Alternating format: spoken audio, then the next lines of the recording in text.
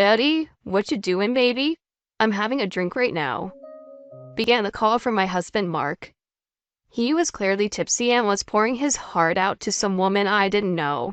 I was under the impression he was on a business trip for the week, but looks like that wasn't the whole truth. I love you, Ratty Bear. Nighty-night. Well, good night, and goodbye for good. And then hung up on him. He's got some nerve. He's going to wish he never crossed me. I'm Ellen, and I just hit the big 3-0. I tied the knot about 4 years back, and I'm currently working a desk job. Our little family is made up of Mark, our adorable 3-year-old Emma, and yours truly, all cozy, in our apartment. Mark and I first crossed paths at a group hangout set up by mutual friends. It was my first time at something like that, and to be honest, I was kind of freaking out. But lucky for me, Mark was seated right next to me and, picking up on my jitters, took the initiative to chat. Ellen, you seem a bit on edge. New to these kind of gatherings? Just a heads up, if you're not into drinking, don't feel pressured, he suggested. I mean, I don't love alcohol, but I don't mind it. Thanks for being so considerate. He laughed, adding, and just remember, these things are meant to be fun. Out of pressure cooker. In that moment, I was really digging his considerate vibe. We hit it off that night, swapped numbers, and the rest, as they say, is history. Fast forward a bit, he popped the question and we had our dream wedding, and a year later, little Emma came into the picture. To anyone looking in, our life probably seemed picture perfect. But as I was finding out, sharing a life with Mark wasn't always a walk in the park. We were both hustling in the workforce. While I was grinding at a typical company, Mark was with a business that specialized in family-friendly recreational spots. This meant he was often on the road. So when we decided to say I do, we also decided I'd take on the lion's share of the house stuff. He was all apologetic, saying, I hate that this is falling on you. Whenever I'm in town and free, I'll do my best to help out. It's all good. You're traveling for work, so I've got things covered here. Initially, he held up his end of the bargain, but when he actually gave house chores a shot, a bunch of problems popped up. Mark, these groceries are kinda old. I told you to grab fresh stuff, even if it costs a bit more. But it was 50 cents cheaper. I thought, why not save a bit? You're not that bad. That's not really the issue. In the tub you cleaned, it's got mold all over. If you're not gonna scrub it down right, I just end up doing it over. You're being picky. It looks clean enough, right? A little mold isn't gonna hurt anyone. At the heart of our disagreements was his lackluster approach to keeping the house up. Whether it was him going for the cheapest groceries, giving the tub a half-hearted scrub, or just tossing clothes around, his casual approach to home upkeep was wearing thin. The once charming laid-back attitude was turning into hassle. Splurging on pricey things just isn't his style. He's kind of lax when it comes to chores. Figuring a bit of clutter is no big deal. Honestly, it'd probably be smoother if I just tackled it from the get-go. But I've got my own job, so handling all the housework isn't really doable. If we keep going down this road, our place could turn into a disaster if I ever catch a bug. I've walked him through the ropes of home chores more times than I can count. We've butted heads here and there, but I've always stood my ground and never let him off the hook. Over time, he started shaping up, not necessarily out of self-improvement, but more so to avoid my lengthy talks on proper cleaning.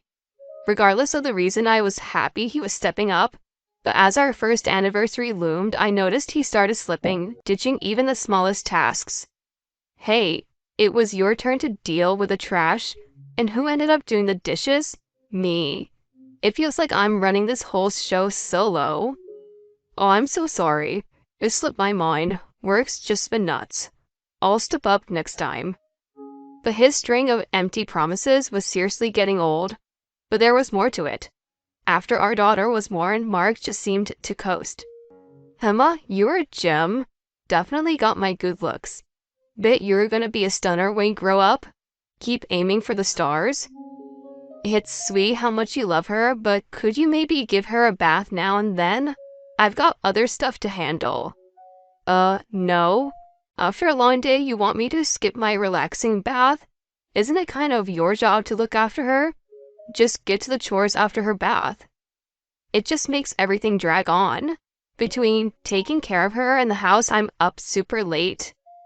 And that's not even touching on her wake-up calls at night. Yeah, he's head over heels for her, but he won't change a diaper or give her a bath. He keeps saying it's the mom's job and dumps it all on me. Talk about being old-fashioned.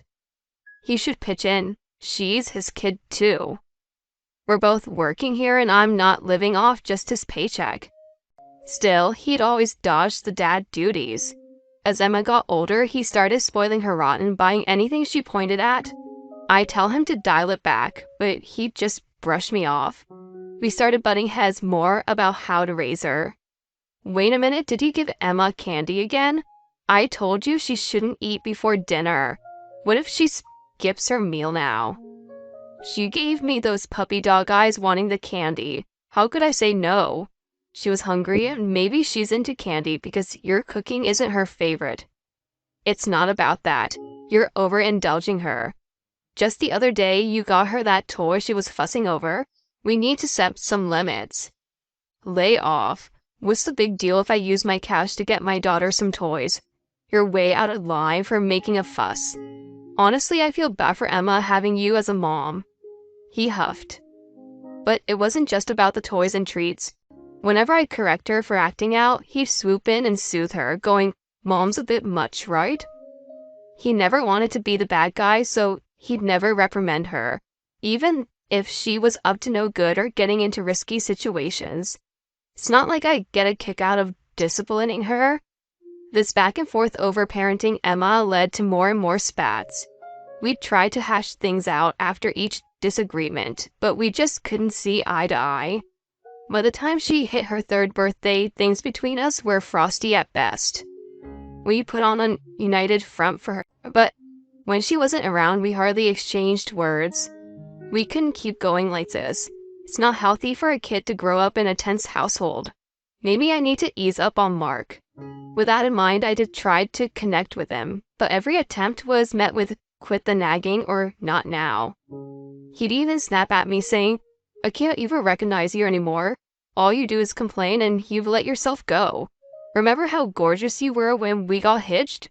Now it's like pulling teeth, just chatting with you." I couldn't take it after that and just stopped reaching out. I felt like our relationship was a lost cause, and I resolved to end things once Emma was a bit older and more independent. On top of that, Mark was acting kind of off. His work trips were stacking up. He always traveled for work, but it was non-stop now. He'd get back, and within a couple of days, he'd be off again. That became the new routine. He started rolling into the house really late and would sometimes crash at the office. In the past, disagreements or not, he'd always let me know if he'd be out overnight or if there was a work trip coming up. Now there were nights he'd just no-show, leaving the dinner I made untouched.